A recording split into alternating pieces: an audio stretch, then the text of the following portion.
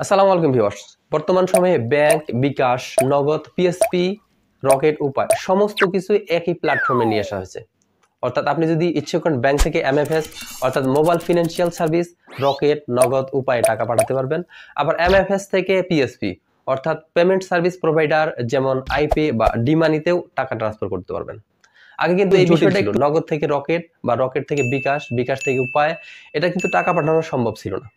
তো বর্তমান সময়ে বাংলাদেশ ব্যাংক এটাকে মোটামুটি ফ্রি করে দিয়েছে।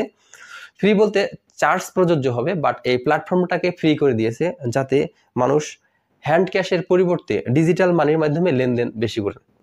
তো এটার লাভ ক্ষতি কি হবে সেটার বিস্তারিত আলোচনা পরে করব, ফিচারগুলি কমপ্লিটলি যখন চালু হবে। প্রথমে আমরা দেখে নিব এর চার্জ কি পরিমাণ।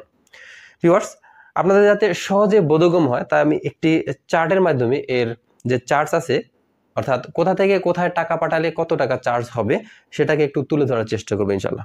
তো ভিউয়ার্স, আমরা চলে যাচ্ছি চার্টে আমরা দেখতে পাচ্ছি ব্যাংক থেকে যদি এমএফএস পিএসপিতে টাকা ট্রান্সফার করেন তাহলে চার্জ প্রযোজ্য হবে 1 টাকা 50 পয়সা, অর্থাৎ 0.15%, হাজারে 1 টাকা 50 পয়সা আসবে।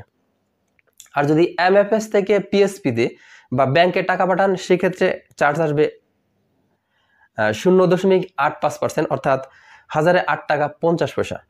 আর পিএসপি থেকে যদি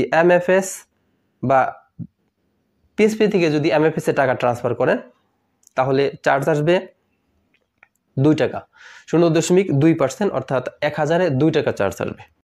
আবার পিএসপি থেকে যদি ব্যাংকে ট্রান্সফার করেন সেক্ষেত্রেও 0.85%, অর্থাৎ 8 টাকা 50 পয়সা চার্জ আসবে। সেই টাকাকে যখন ক্যাশ করতে যাবেন তখনও কিন্তু আবার নতুন করে ক্যাশ আউট চার্জ প্রযোজ্য হবে।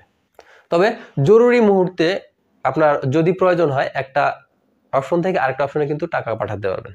তো ভিউয়ার্স, অপেক্ষায় থাকবো সবগুলো ফিচার চালু হলে এর বিস্তারিত ব্যাখ্যা করার জন্য। ভালো থাকবেন, সুস্থ থাকবেন, সালাত কায়েম করবেন।